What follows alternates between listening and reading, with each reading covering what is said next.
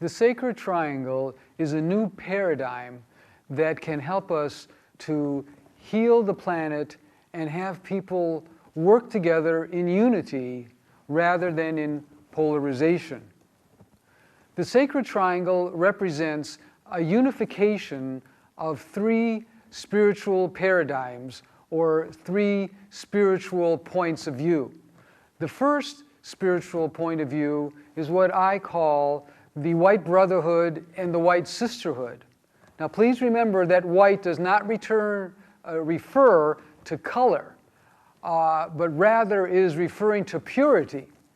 The white brotherhood and the white sisterhood contains the concepts of the highest mystical traditions of all of the earth religions.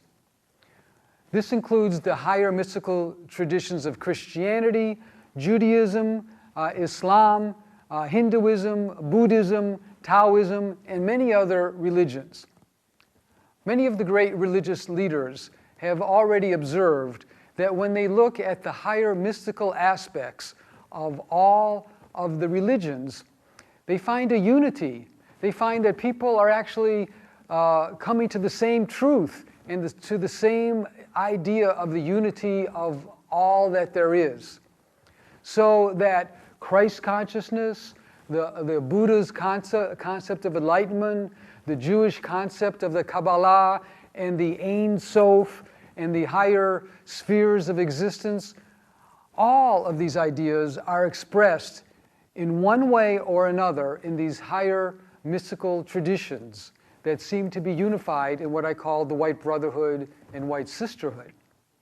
The second tradition that is very important in this paradigm of the sacred triangle is called the native peoples tradition. Now we have worked especially with the Native Americans, but we always acknowledge that the native peoples throughout the world, including in South America, Central America, Africa, China, Russia, and all places, have a tradition of communicating with the earth and are often earth-based in their interactions with their spirituality. This is a time on the earth where mankind must learn to communicate with the earth. And it is the native peoples especially who have the tradition and who have the ceremonies and who have the knowledge that they have gathered over centuries on how to communicate effectively with the spirit of the earth.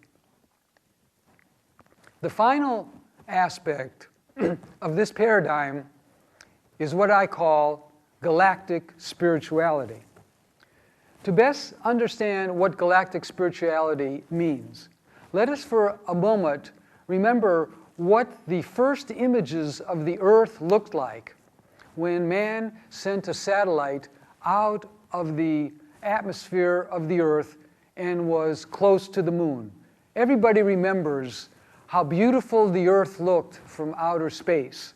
In fact, some people now even call the earth the blue jewel, based on how beautiful the image of that planet, our planet, appears. Now imagine that there is a perspective beyond even our moon and beyond even our solar system. Imagine that the earth is part of a galactic family. Now this is not as far-fetched as you may think, because it is now being learned that there are many solar systems, there are many planets throughout our galaxy. We are discovering numerous planets and numerous solar systems almost daily. So the Earth is part of a galactic structure and a galactic family. And there are certain rules and there are certain tendencies in galactic families that we are just beginning to learn.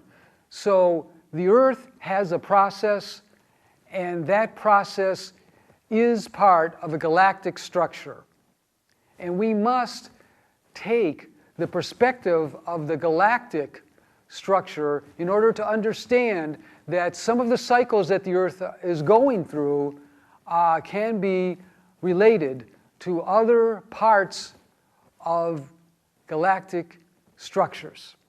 So in review, let us remember that we are talking about unifying the galactic perspective and galactic spirituality with the native people's spirituality and with the spirituality of the higher mystical traditions in all religions.